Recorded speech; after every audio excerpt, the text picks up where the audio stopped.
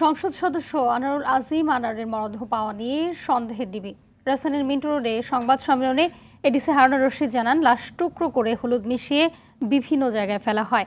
হত্যাকাণ্ডের নেতৃত্ব দেয় সর্বহারা নেতা আমানুল্লাহ ওরফে শিমুল ভুইয়া।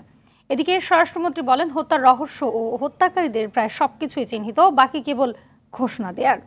সাদিয়া কানিজের রিপোর্টে থাকছে বিস্তারিত। কলকাতার নিউ টাউনে এই বিলাসবহুল সঞ্জীবা গার্ডেনের XXX অ্যাপার্টমেন্টে এমপি আনোয়ারুল আজিমকে খুন করা হয়। গোয়েন্দাদের কাছে তথ্য, 13ই মে রাতে মাত্র আধা ঘন্টার মধ্যে কিলিং মিশন সম্পন্ন হয়। খুলনার সর্বহারা নেতা আমানুল্লাহ আমান ওরফে শিমুল ভুইয়া হত্যাকাণ্ডের নেতৃত্ব দেন, সাথে ছিলেন আরও 5 জন।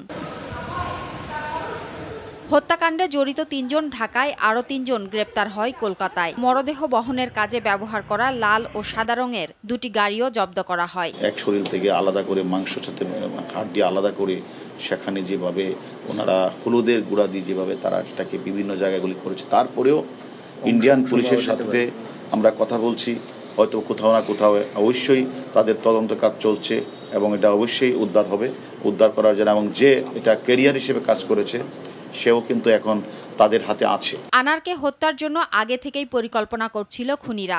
ঢাকায় ধরা পড়ার ভয়ে হত্যার স্থান নির্ধারণ করা হয় ভারতে। কারা জড়িত আমরা এগুলি নাম সবাইকে আমরা গ্রেপ্তার করব, তারপরে এবং হত্যাকাণ্ডটি এবং যারা ঘটিয়েছে তাদের তো সবকিছু আমাদের নাম্বার আমরা পেয়েছি, তাদেরও গ্রেপ্তার করব। পাশাপাশি সেখানে আর্থিক কারণে বা রাজনৈতিক কারণে অথবা কোনো আধিপত্য বিস্তারকে ঘিরে কোনো ধরনের ঘটনাটি ঘটেছে কিনা সেটা আমরা তদন্তে বের হয়ে আসবে। এদিকে সচিবালয়ে স্বরাষ্ট্রমন্ত্রী জানান, হত্যার রহস্য ও হত্যাকারীদের বিষয়ে প্রায় সব তথ্যই পাওয়া গেছে। আমরা বলছি আমরা একটা সম্মুখ ধারণা আমরা পেয়েছি, আমরা সেই ধারণা নিয়ে কাজ করছি। আমাদের কাছে এখন পর্যন্ত যে সমস্ত তথ্য আসছে, যে সমস্ত আমরা পেয়েছি, সেগুলো নিয়ে আমরা কাজ করছি। ঘটনার সুষ্ঠু তদন্ত শেষ না হওয়া পর্যন্ত দুদেশের গোয়েন্দারা একসঙ্গে কাজ করবে বলে জানান স্বরাষ্ট্রমন্ত্রী। সাদিয়া কানিজ, RTV, ঢাকা।